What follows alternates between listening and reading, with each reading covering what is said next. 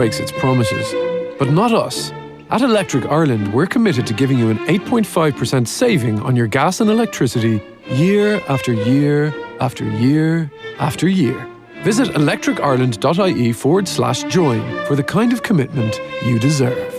Estimated annual bill €1,736. Average consumption, urban 24-hour, discounted unit rate, standing charge, PSO levy and carbon tax. Residential, dual fuel, direct debit and online billing. Terms and conditions apply. See electricireland.ie/EAB. Rates at 1st of April 2019, subject to change. The Hurling Show. From Off the Ball. Hello and welcome to the Hurling Show here on Off the Ball. With you today, I'm Shane Stapleton, and beside me in the studio is Michael Verney of the Irish Independent. We will have Will O'Callaghan in here as well. He's just off doing the sports bulletins at the moment. Michael, how are you getting on? Good, Shane, yourself? Not too bad, not too bad. The All-Ireland semi-finals or quarter-finals I should say, last weekend. Kilkenny 227, Cork 318, Tip 225, Laois 118. Now if anyone wants to get any questions in to hashtag the Hurling Show at Off the Ball, please send them in. Any thoughts you have as well, send them in to us too. But there's no better place to start than the Goat of the Week. Now, he'll come up on the screen in a second. There's only one, I presume. Yeah, it had to be. 310? 310 for Patrick Horgan. It really was one of the great virtuoso displays, and that goal where he's down on his knees. Unbelievable, isn't it? Fairness, yeah. There's not too many players could have done that. And it's the same end that Brian Corcoran did it off his knees against Noel Hickey as well in the All-Ireland final. Many moons ago. Is there a better player out there in the Championship at the moment that doesn't have an All-Ireland? Oh, jeez, and doesn't have an All-Ireland? No, I wouldn't think so. And it's off. And the other day, I actually only looked back on it before I came in here. It was off limited ball as well. Like, they did not get enough ball into him. But nearly anything that he had a hope of winning, he won. And the goal where he plucked the ball, I don't know how he could even see the ball with Hugh Lawler's head. It made no sense, did it? Yeah, the way it came in, his hand seemed to be like that, and the ball came in like that. I just couldn't understand how it was brilliant, yeah. He took a fair whack of steps to get into the position to strike for the goal, but...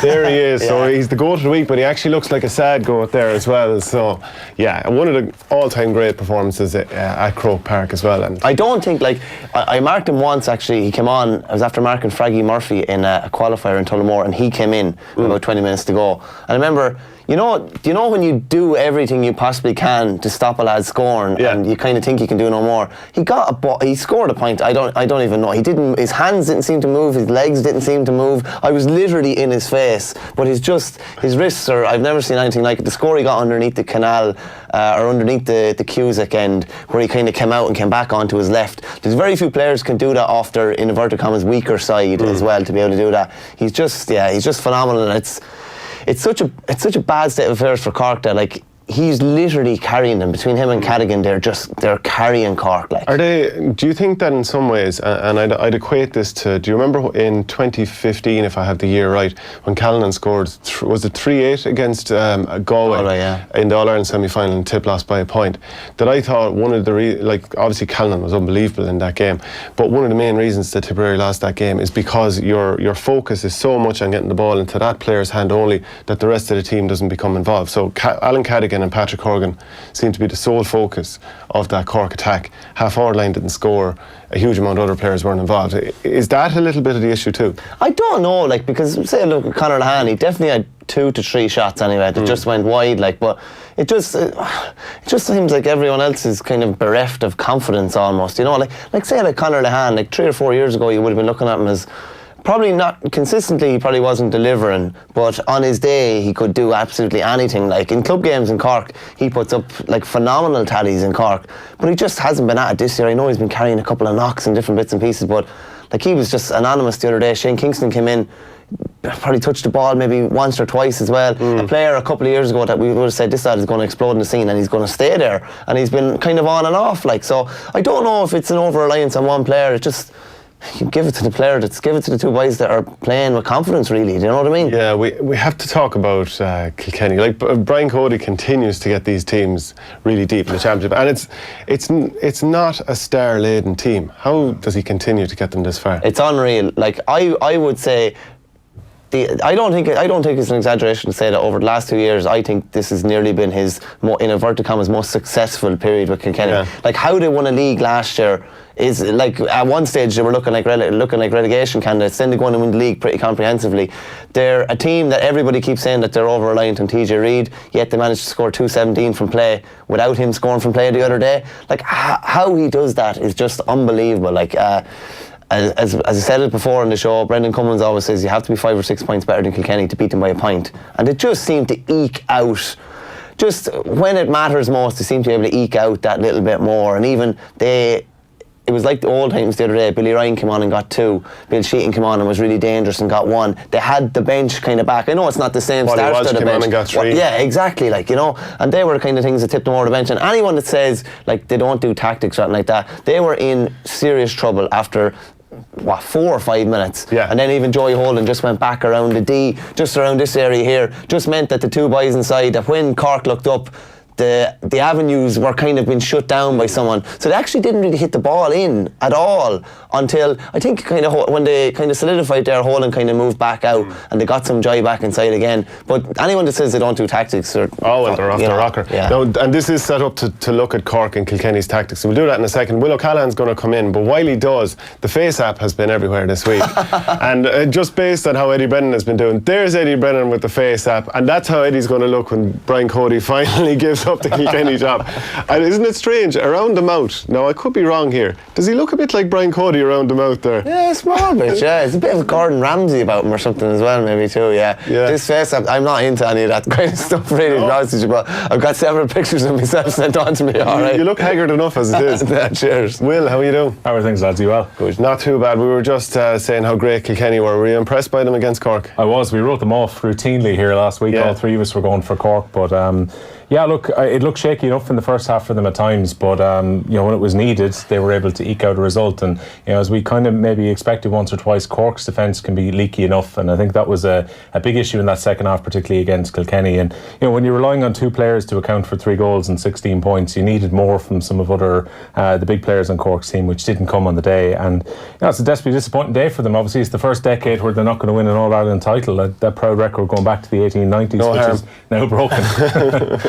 But you know, Kilkenny, obviously, you know, it's remarkable resolve, and it's funny how much Kilkenny's season has changed, maybe even in a 10 or 11 day spell, because they lost those 2 Leinster finals. There was the disappointment of that. Cork were kind of expected to win the quarter final against them, and now we're talking about Kilkenny preparing for 3 different All-Ireland semi-finals at minor, under 20 and senior level. So the wheel just keeps turning with the cats, doesn't it? Let's talk about TJ Reid, though. He didn't score from play, we know that, but I was totting it up afterwards because as I was doing the notes during the match, I kept him in like TJ Reid assist, TJ Reid wins free. You know, he was involved in 15 of the scoring chances and they had 43 overall. Like, that's an incredible contribution. So whatever way you'd like to think, geez, and they stopped TJ scoring, they didn't stop him impacting the game. And kind of every time he got the ball, I think he kind of knew that he wasn't going to be able to manoeuvre scores himself. He just never really had space. Stephen McDonald was on him. He pushed up quite tight on him, and he kind of knew the second he got the ball, okay, I'm not going to be able to work a score here. There's probably more than one on me. So he was always looking up. He always looks up anyway,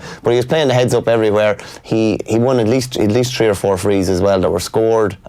His free taken, I don't think he missed a free the other day from various different angles and things like that as well. So like, while it's one thing keeping him scoreless, it's another thing trying to kind of negate his influence in the game. We're going to look at Colin Fennelly's role. We've an image coming up on screen here as well to see the way that Kilkenny set up an attack. So that's just an image I took during the middle of the first half, and you can see absolutely everyone clears out from beyond the D to leave him one-on-one against Owen Cadogan, who, to be fair, has been quite good in those situations. He's a very good athlete, but Colin Fennelly is he's a greyhound out there, and if he turns and goes at you as he did for the goal, I'm not sure what else Owen Cadogan could have done there. I know for a second Fennelly kind of stopped and stuttered for a split second, but if he gets the ball and goes at you and goes at that shoulder or that side that's holding the hurley, so Owen Cadogan is right-handed, if you go at that shoulder, you can't actually grab him to pull him to stop him. You have the hurley out, and it's either a free / close to a penalty, or he goes through because that's considered the weak shoulder because you don't have the hand open. So what do you do? It sounds simplistic, but you have to then try and deny him the ball and do anything you can in the very first instance, because if he gets the ball, you're in serious trouble. Just what you're saying there, that's very, very smart from him. He knows he's going to be pulled down if there's any chance. So go to the side where he can't be pulled down by. He might get a hurl around the neck, and he might get a free or a yellow card, but that's very, very smart to say. It's like when you have the ball, you should never really go into contact with the ball, with the shoulder, the ball is in hand, because you're giving them a chance to hold your hand, whereas if you go into contact with the other hand, with the other shoulder, you still have the ball out here and can hand pass it. And you can hold your arm out in the air and be like to the referee, exactly, look, he has me, what can I do? Whereas there's a lot of people, a lot of young fellas would do that as well. They'd go into contact with the wrong hand, and then you're just giving them a chance to hold, and then you take 3 or 4 steps and you're done for overcarrying. Your natural instinct is probably to use your dominant hand anyway. Yeah, that's true, very true. I thought it was very interesting in the first 20-25 minutes. Brian Cody rejigged his back line several times. So this is the way the Cork inside line set up. So in general, it was Patrick Horgan, Alan Cadigan, who loved collecting the ball out here, turning and scoring, as he always does, and Seamus Harnedy here. The rest of the Cork half-forward line came the whole way out here, and you saw the amount of times that Nash was able to drop puck-outs directly on Seamus Harnedy all the way up here, and they got some joy out of him. The first half in particular. Especially, and I'll come to why that changed. But Alan Cadigan in the first 25 minutes, he was marked by Joey Holland at the start, then Paul Murphy, then Pádraig Walsh. And that's all. And Joey Holland had 3 different markers inside that time. He was on Cadigan, he was on Harnedy, and he was on Conor Lehane as well. And they were all over the shop in those first 15 minutes or so. Like, they were scoring pretty freely. What happened in the second half then, and I think with the images coming up here at the showing the likes of Conor Fogarty and Joey Holden sitting back, but you can see that there. That is in the second half, that they had been drawn out by the wing forwards Daniel Carney and Luke Meade. But in the second half, the whole Kilkenny team, they kind of more or less dropped into the middle area and forced Cork to... Well, Cork were dragged out to the middle, as you can see on the tactics board here. If we just come up to the tactics board, Cork were basically... It was a situation where Cork were all dragged into the middle, and they were then trying to hit over a Kilkenny half back line that was basically sitting there. You know, so how do you get the ball over that wall? If you have drawn everyone back and you're under pressure in here because Kilkenny have pulled players out, how are you going to work the ball out? And I think they got spooked because they got blocked down a number of times. They made bad decisions. And when you're under pressure, the idea of arrowing a ball over that half back line that's sat back. Especially when the pressure came on, Shane, they poked a lot of ball back into that Kilkenny half back line. You know, at a time when Kilkenny seemed happy enough just to pick off a few scores and Cork started to drop the ball in. They started dropping in early enough, 9 or 10 minutes to go. Kilkenny were more than happy to just hold back. And it's kind of funny, it was almost like the reverse of what Kilkenny were trying to do against Wexford, where Wexford seemed to come out with the ball every single time in the Leinster final.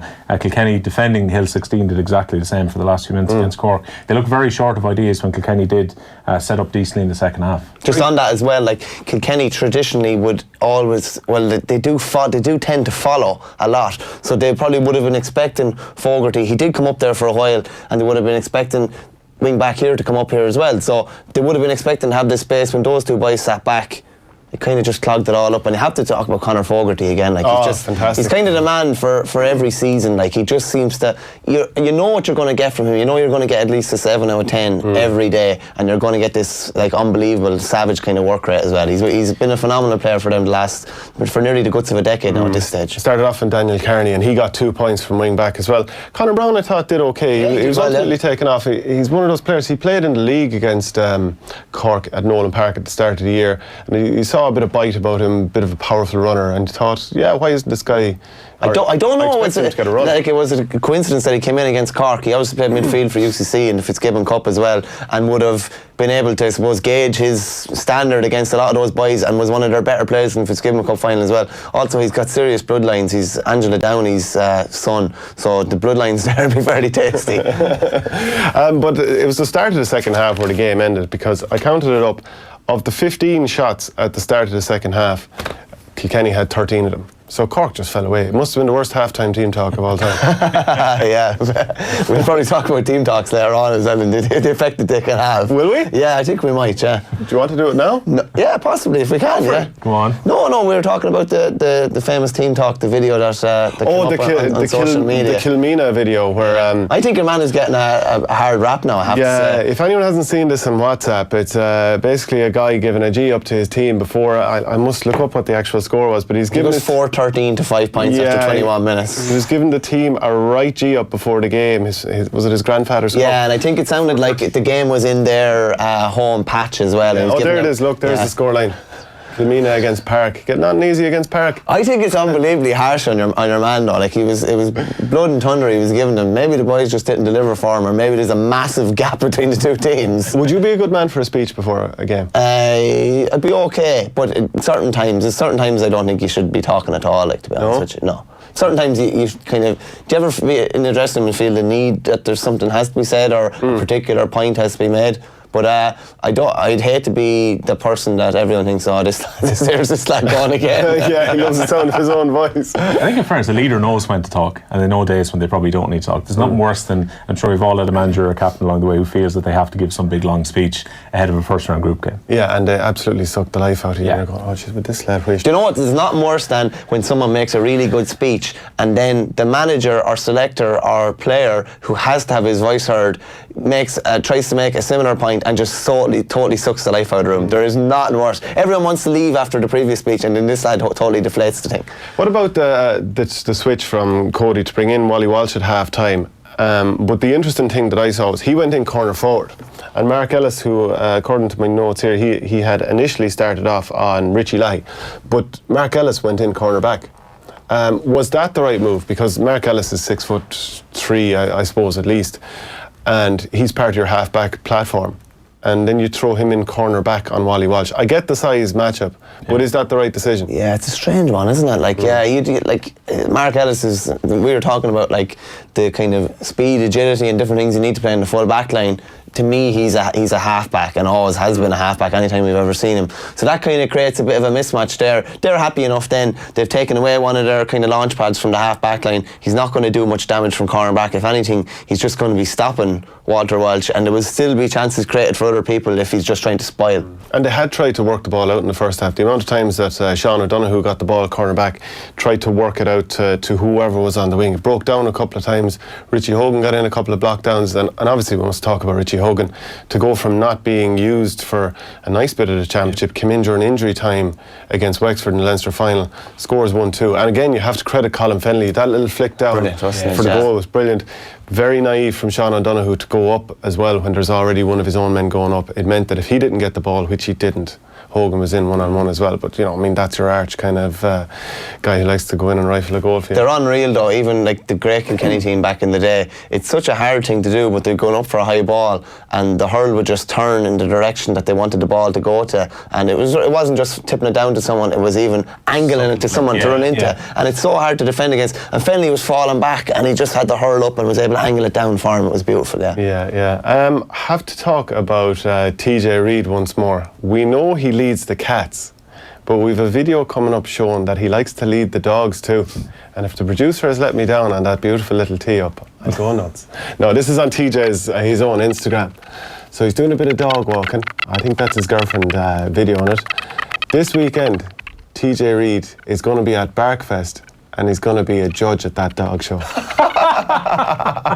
So from leading the cats to leading the dogs. Glorious stuff. That's Casper Reid, the dog. Where's Barkfest on? I thought you were an ambassador. I was all in. Hold on. I have it here somewhere. Is that kind of like doggy dressage almost? Is it like where they're? It's on in Red Mills, Killen Hill. Anyone have? Oh, that's beside where his gym is. Clever man. He'll get a few people in to do a few sessions. He's no fool. Yeah, good stuff. So let's talk about Cork in a wider aspect. John Myler, second season.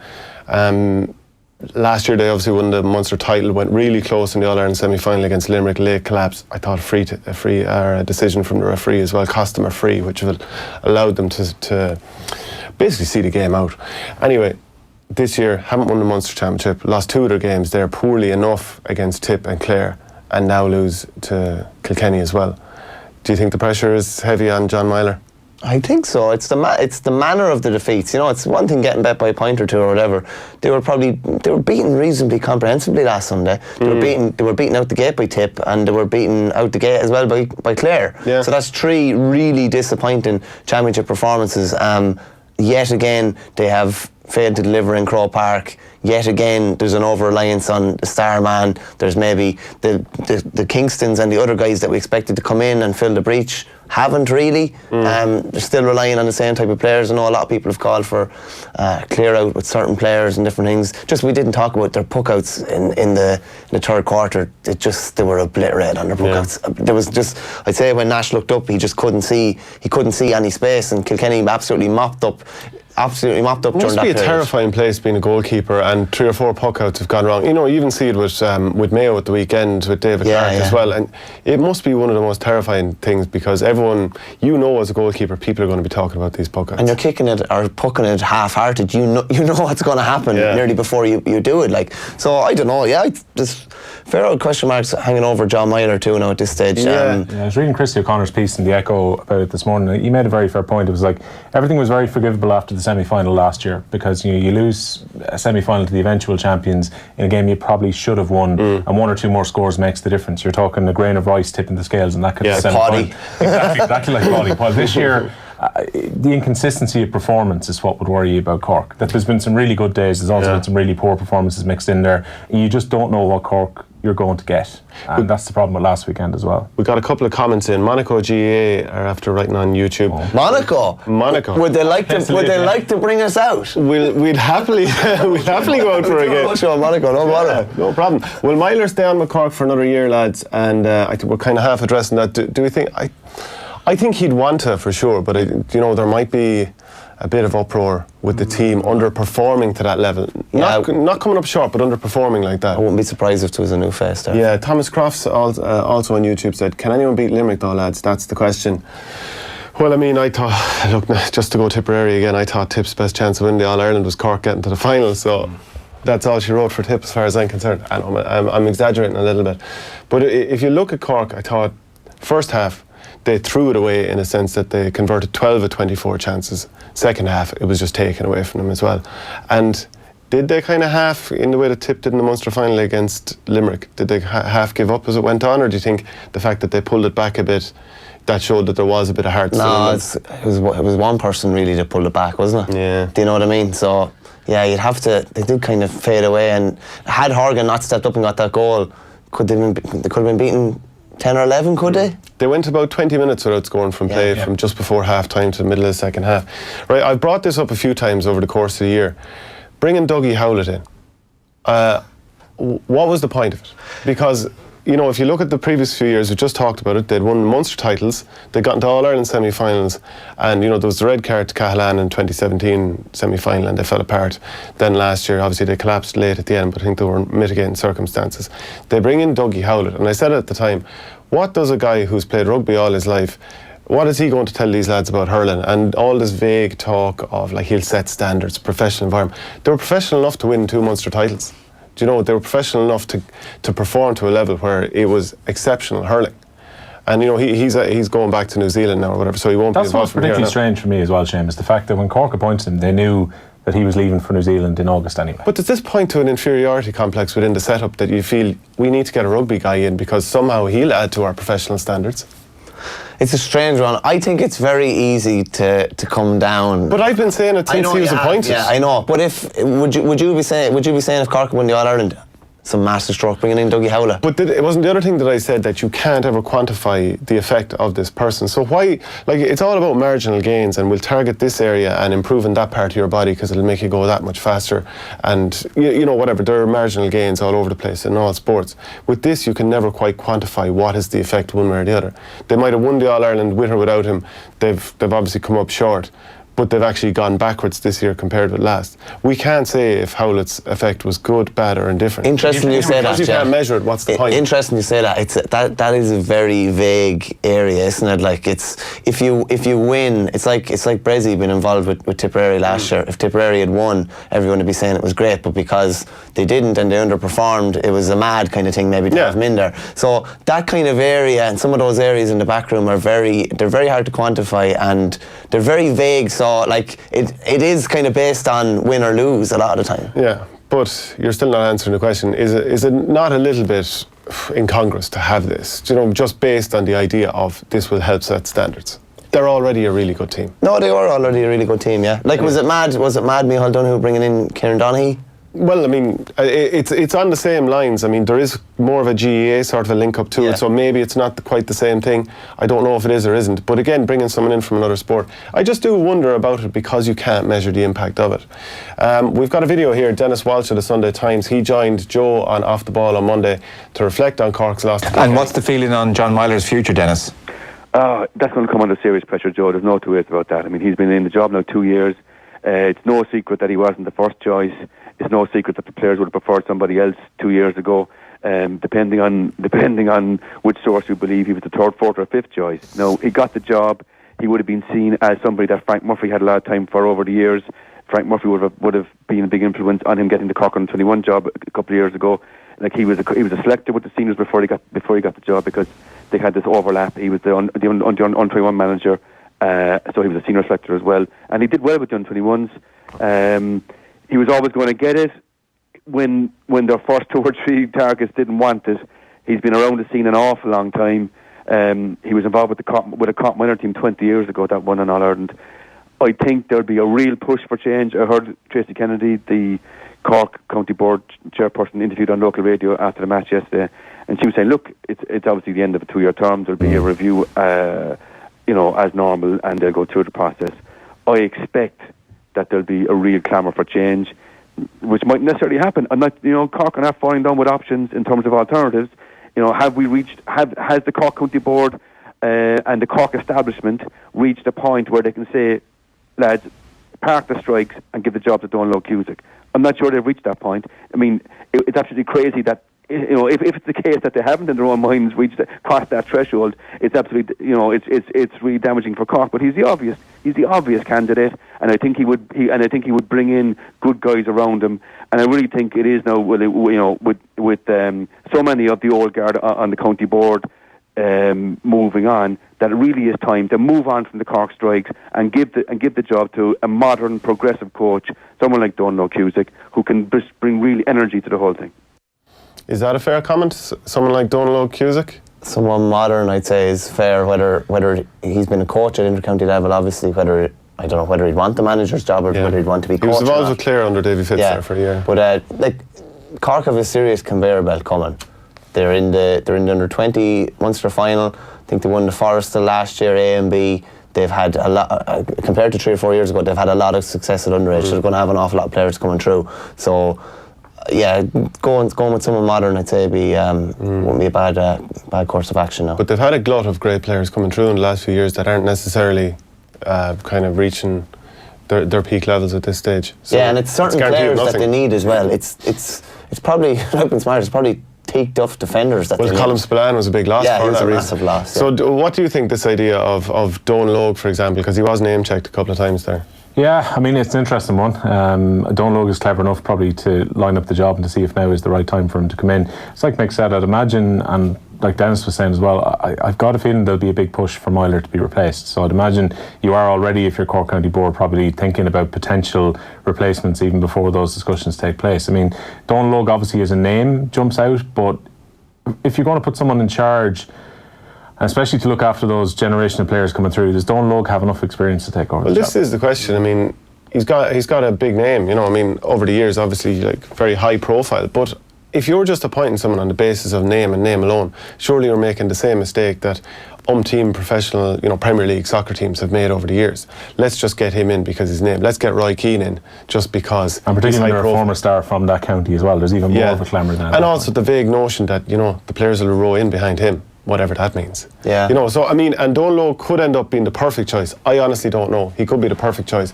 But if it's just the idea of getting a name and a name alone, I think that's where there isn't enough forethought going. I think if you're getting a name, you get a name that has 4 or 5 years intercounty. Just say, for example, Derek McGrath, should we say? Yeah. Do you know what I mean? That's a name who has serious intercounty experience and a proven kind of track record. We've got Ross King of Laois on the line. Obviously, Laois came up short against Tipperary at the weekend by 10 points, but it's been a great journey this year, Ross. Has indeed. Well, boys, I spent the whole morning getting my hair ready. I thought it was a Skype interview. Down there. And now I'm in the driving back to work. I said, well, fake it anyway. But, full on and all. it was a great year, I suppose. We're small bit maybe disappointing with the finish in the tip match, alright, and there's probably a bit of a gap in the end, but look, in all, we set out what we wanted to do. The boys, especially at the start of the year, they wanted to get to the league quarter-final, they achieved it. Went on, we won Joe McDonough, and then we got to an All-Ireland quarter-final, so I suppose if you ask any Laois hurler at the start of this year, after last year, what would they like to achieve? That they were 3 big goals, and we actually achieved all 3, so you know, we're probably fairly happy where we're at. Roddy, it's Will here. Just kind of wondering, you know, compared to last year when you played Kerry and when kind of relegation to the Christie Ring was a possibility, compared to where you're at now, playing an All-Ireland quarter-final in Croke Park, you know, playing and competing very well against Tipperary for the vast majority of that game as well. What's changed in the last 13 months? Yeah, it's a tricky question. Like, I was only there for probably 3 months, so I probably can't answer as much. I think the overall attitude, when I arrived back in the panel this year, as opposed to the whole maybe last 12 months, previous 12 months, was like chalk and cheese. You know, you had guys in an hour before training session doing their prehab rollouts and out on the pitch early. There's a bit of a buzz about the place. They're after winning, they're after getting to the league quarter-final, and there's a bit of a buzz. And I suppose when Eddie Brennan came in first place, a little bit of a buzz came. Like, as you were just talking about previous to me coming on, you know, if you have a big name in charge that can actually back up his work, it seems to get people talking. And I'm a sales rep at Clan B, and sure, every day of the first start of the year, all I was hearing, it's just great to have Eddie Brennan, or I wonder what he's like. And when I joined it, every question was, what's he like? What's Eddie Brennan like? So it got people talking and interested in Laois hurling and the results. And I say it kind of translated onto the pitch. Lads kind of wanted to impress Eddie a little bit too. It's nearly like when Mick O'Dwyer came to Laois when we were in 2002, I think it was, and the whole of the Laois just kicked on. They won an Leinster final and lost one in 2014 or 2004. Seemed to get the whole county interested in the sport again, and people are nearly trying to impress Eddie or trying to impress Micko as much as anything, and that's raised standards. And people, when you're driving standards, I suppose results and performances come as well. Ross, I'll come back to you in 1 second, but just lads, you two are from the county just over the road from it. You're both from Offaly. What has been the perception of Eddie Brennan from across the road from you and the impact he's had? I've been talking to some of the Laois camp during the year, and excellent is kind of everything that gets referred back, that it's been a complete change from what was happening with the camp last year, and that the amount of work that they've done and the standards. I know we're talking about, like, you know, the idea that Don Logo come in and drive standards and so on, but apparently that's exactly what Eddie Brennan did from the very start, that there was almost kind of an acceptance that if you didn't reach a certain work rate, you weren't going to be on that team, and everyone had to buy into that.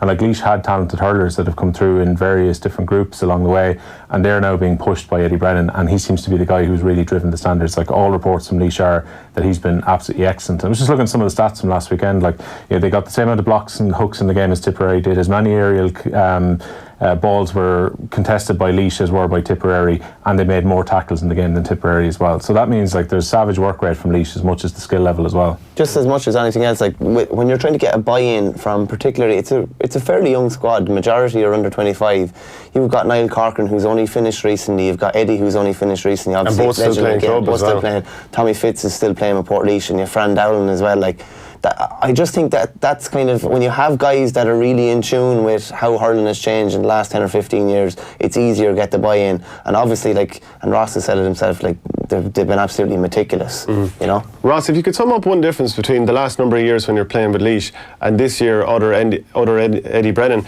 in terms of off the field or how you are on the field, in terms of how you are in the gym, is there anything that would sum up the difference? I don't know. It's very hard for me to comment, I suppose, an overall year, because it probably makes the first 6 months nearly, from October to April, the bulk of the, I suppose, the gym work and all that kind of crack went on. So it's not fair for me to comment on it. But the words you said, meticulous is probably on the ball. I'd say every day there's a different kind of WhatsApp message, or there's this thing called Slack, so it's basically just a group, kind of a team app that you can track everyone's performance and stats, and a lot of video analysis goes up there. So was extremely meticulous. After every match we played this year between practice or league or championship or whatever, there was not only like a team video analysis done, but individually we'd all get an email sent for every single play that you were on in the game. So whether it was good or bad, you could be on the ball for maybe 2 minutes or close to the ball, or different runs you made. Everything was pulled out, sent to you individually, and you might get a call on that week, or you might be just talked about it in training, or there was a couple of sessions we had where individual players, maybe 2 or 3 players, were asked to give a bit of a presentation on where things went well for us from a football point of view, or same way when it went poor for us. So they were kind of new aspects of, I suppose, their modern thinking. So when Niall Carson, he'd be seriously meticulous in his preparation. He would have lads kind of leading, he'd have the players leading meetings as opposed to like a lecturer or a teacher student kind of environment. It was the players, they wanted to take responsibility, leading the thing, looking into where we went right and wrong, so they understand it, so they really buy into it more so than just sitting down, listening, and lads tuning out. So there are probably a few little things that I wouldn't have experienced before, and it's just things that I remember my first training back. We actually went up and getting the role, and then I think Sa had to do a presentation on a match they played against. I think they played Meath or Derry or something in Dublin the previous week, and it was a presentation, and they had all the points picked out, and they had little individual clips picked out, and they were asking our video guy to go to like minute number 19, 42 seconds in, and they can see a run made by a fella just to open up space for another lad. So it wasn't just, this lad scored 6 points. It was all small, outside the box thinking, and a combination of this for the last few months has probably brought us on to a new level internally as much as anything. And it's just interesting. The lads are so modern thinking that they have us thinking in different ways as well. Yeah, and just then the 3 big weeks you had in a row, winning the Joe McDonagh final and winning it in fairly comprehensive circumstances, then beating Dublin when no one really gave you a chance, and I think you were saying to Verney there that you were listening to the show on the way down to the match, and then of course the Tipperary performance as well, which I think from the outside looking in, everyone was very impressed with how you performed that day because nobody really gave you a massive chance. Can you explain, what was the highlight of those 3 weeks, and which was the most satisfying for you? The most satisfying was the Dublin match, to be honest. The Westmeath match was brilliant. It was our first one out in Cork Park in the years. We won silverware, super, unbelievable. Lovely Leafs was played in Cork Park, and we were all on a high.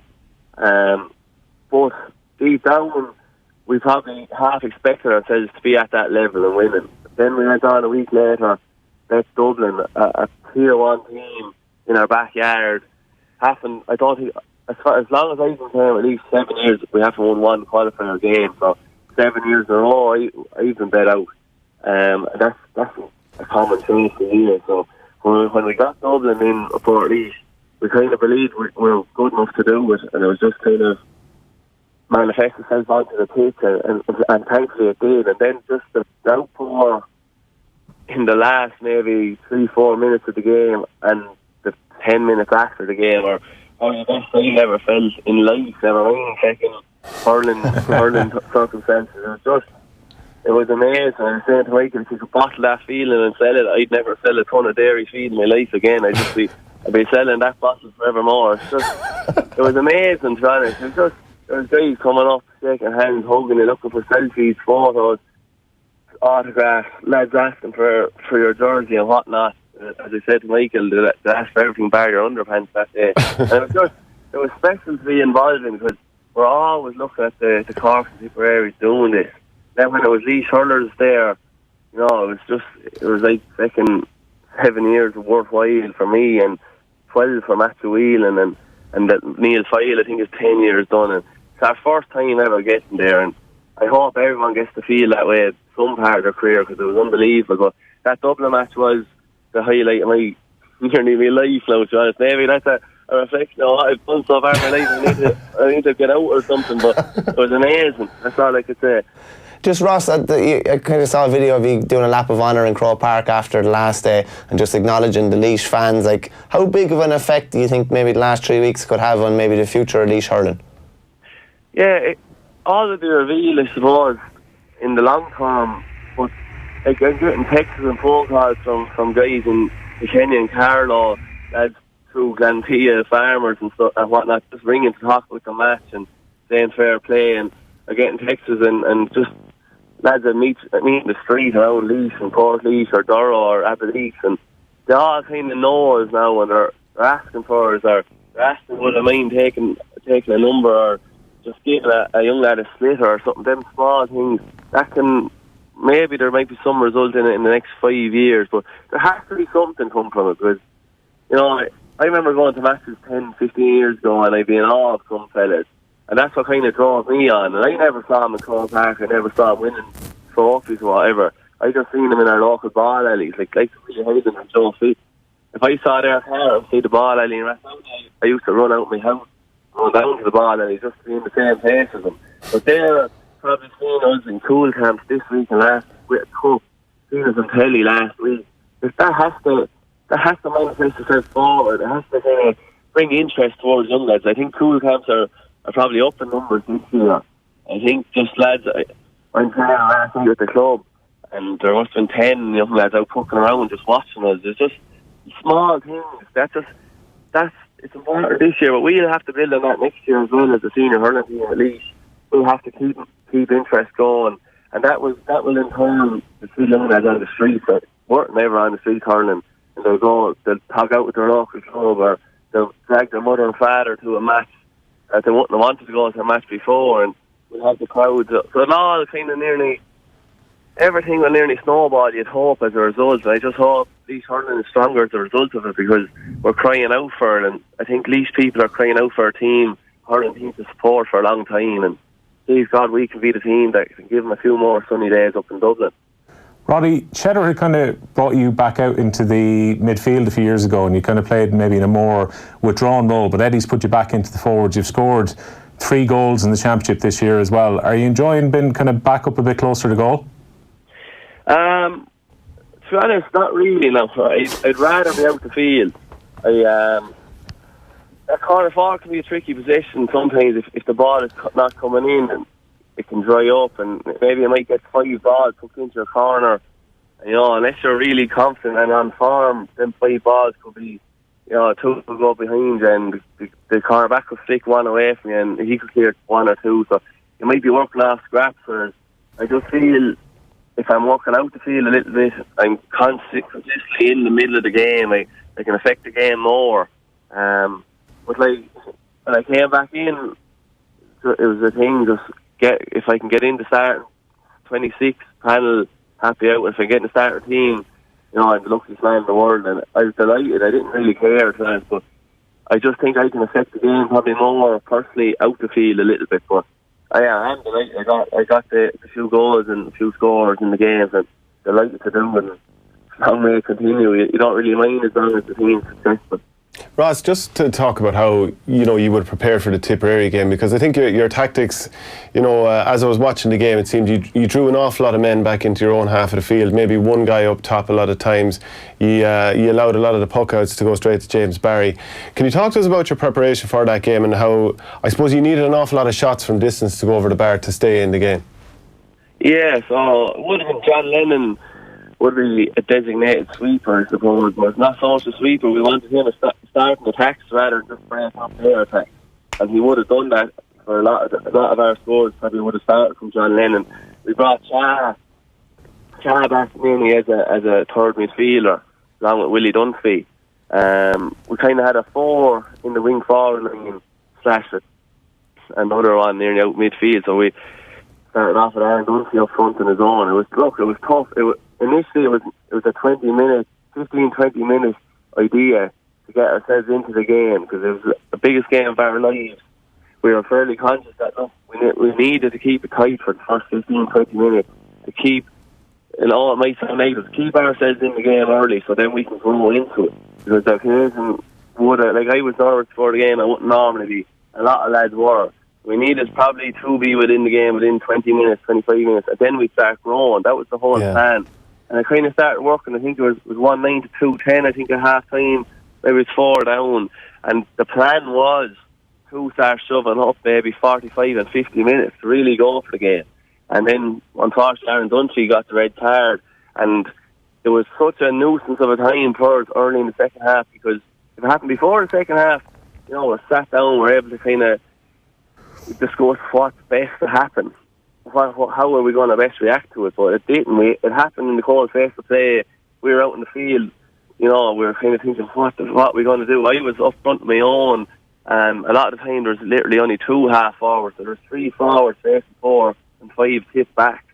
It was seriously tough. But that was the plan. It was kind of settle us into the game first 20 minutes, and it worked. It worked perfectly. And we said we'd stay going till half time, and we went in 4 points down, I think it was, and then, you know, I went kind of belly up, and poor Aaron got the red, and we probably, the whole plan kind of went out the window. Our plan was to push up numbers and drive at them, run at them, because we were causing problems with Paddy Purcell's runs, and Conor Phelan came on and won a couple of frees as well.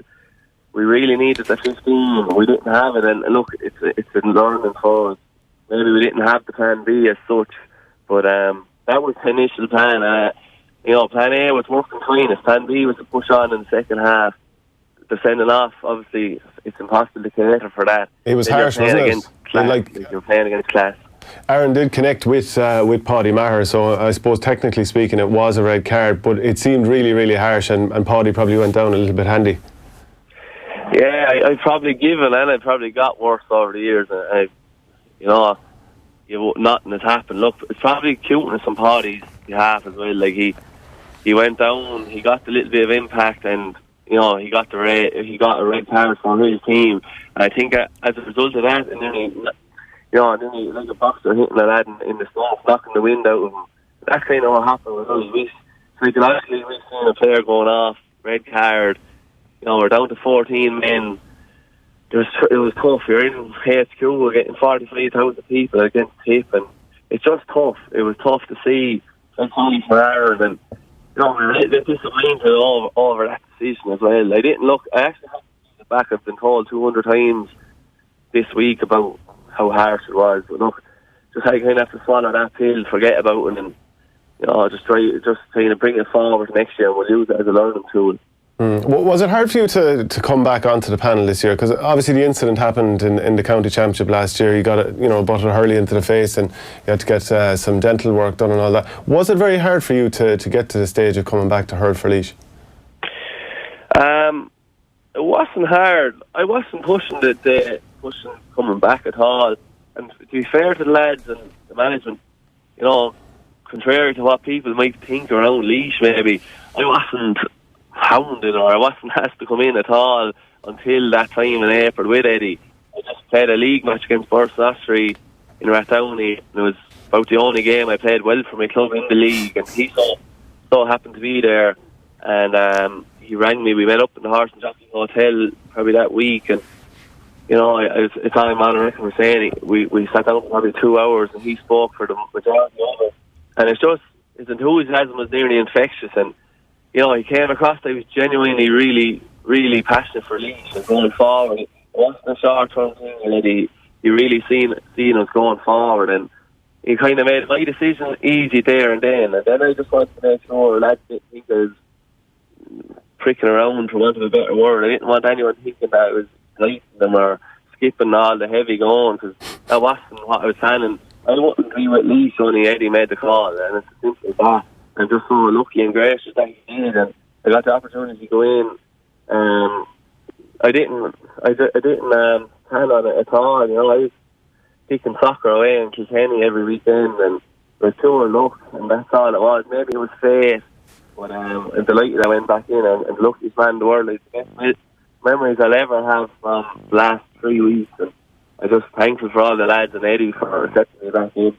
Ross, remember you did the interview with Shane Keegan not too long after the county final, and you were saying that, you know, realistically you might not play for Laois again. Was that realistic, that you might not have played inter-county ever again? I don't know, to be honest. I think I'd done that interview maybe 2 weeks after, and I was probably in a low enough spot, I suppose. I was kind of going up on the dentist chair saying, none of this is worth. Like, why would you bother? Like, this is ridiculous. I just, you know, I was in bad form overall. It probably was at the time. I was thinking, like, what is the point? Like, I'm not going through all this again. And I said, that was early days. Probably a lot of emotion attached to it. And I kind of said to myself, second, I used to play a lot of soccer, and I kind of had it in my head then, maybe it was just a little bit of faith, like, should I kind of pursue soccer a little bit? At 25, I was only gone 25 at the time, last October, kind of, when it happened. I said, here's maybe I've given 6-7 years to leash. Maybe it's this kind of a call, and I suppose maybe give the soccer a little rattle, because I always had it my back of my mind, really far back in my mind, that Jesus, I'd love to give it one rattle, see could I, play the League of Ireland or something. And I went back and played a bit with Evergreen and Kilkenny and my local club, Torbury United in Rathdowney. And I quickly realised, a couple of years out of the game, you're shooting against the wind, really. And I was probably in limbo then. I was kind of saying, I have a body now for the next 5 or 6 years that's in the prime of life, and what do I want to spend it doing? Do I want to spend it doing, kicking a bit of junior soccer local, not really getting the most out of myself physically or mentally even? I just wanted to max myself, and started coming to that stage around April that I was like, I want to be able to look back at the end of the year and say, look, I've done this and that, and my goals were hit. With what I was doing at that stage, I wasn't satisfied in myself. Like, I'd go home from a soccer match thinking, I might go to the gym now. Whereas I come home from a hurling match with Laois, I'm on a high for a week, or I could be on a low for a week, but the emotions I feel from hurling far outweigh any emotions I felt playing soccer. And I kind of realised that over the 6 months I took out. Obviously, when the lads were going away, I was talking with Paddy Purcell and the local lads.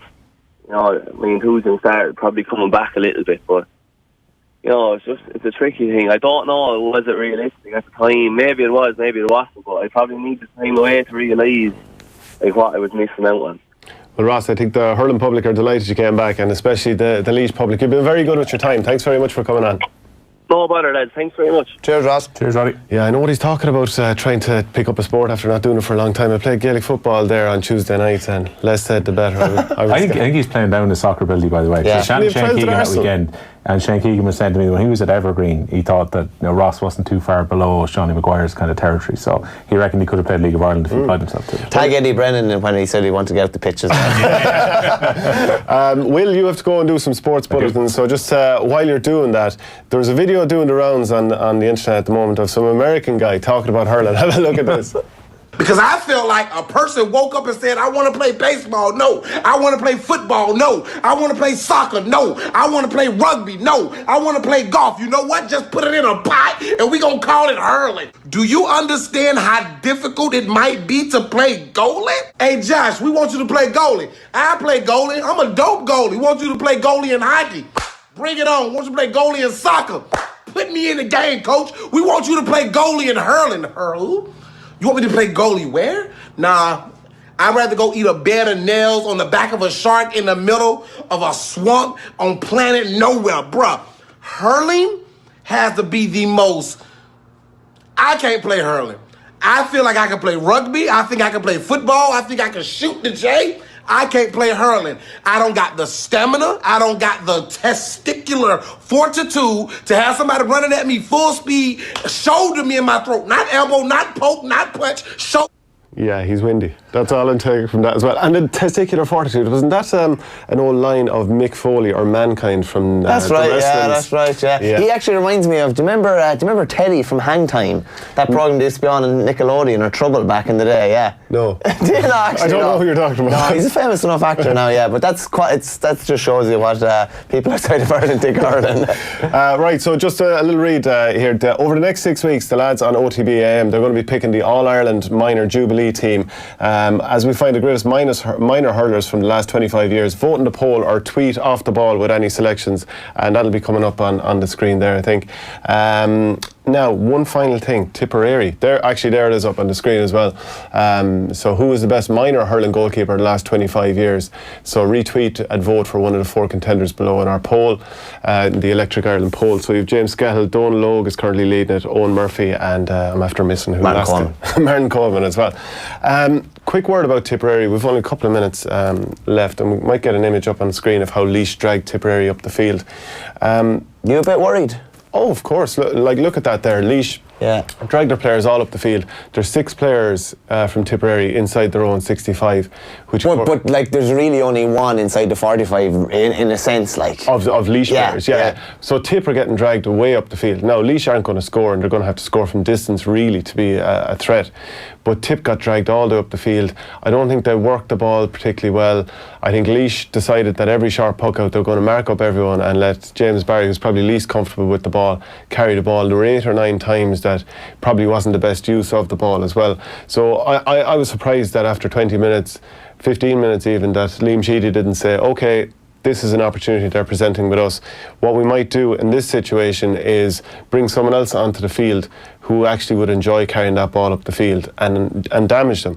And I thought that was a bit of a missed opportunity as well from Tipperary's point of view. Surely you react to what's happening on the field in front of you. Yeah, strange. And I know I didn't think to be radical surgery, but I still thought to be some new personnel. Like, is every team going to let James Barry have the ball now and try to make him feel uncomfortable? And if they think he's not going to deliver a good ball into the forward, is that what they're going to do? Like, so it was interesting in that respect. Plus, Tipperary are coming into an Ireland semi-final now on the back of one poor performance and one mediocre performance. So, like, I think Wexford are really fancy their chances. I think Wexford have to be favourites. Will you go in with No, stop now. Liam Sheedy said this, they were raging half favourites. Stop now. But you know that this isn't my style on it. That I'm actually genuinely worried about the Tipperary team at the moment. You know that that's not me just kind of trying to change the complexion of the situation. If you to go back 3 weeks ago, Tipperary playing against Wexford, Tip are going to win. But Tip have been rocked severely by this. And a couple of the issues that have been there for 3 years that I won't shut up about are still coming home to roost. 5 of the 6 forwards didn't score in the first half.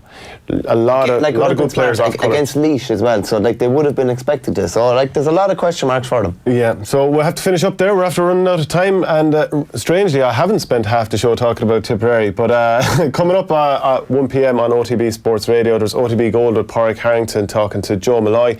Also with GA coverage all weekend. The Super 8s are on at Croke Park, so tune into Off the Ball for that. The Hurling Show from Off the Ball. Join Bruce Betting now for a risk-free first bet up to €100. That's right. New Irish accounts can enjoy a risk-free first bet up to €100. So if your first bet loses, we'll refund your stake with a free bet. Now that's giving you more. Bruce Betting.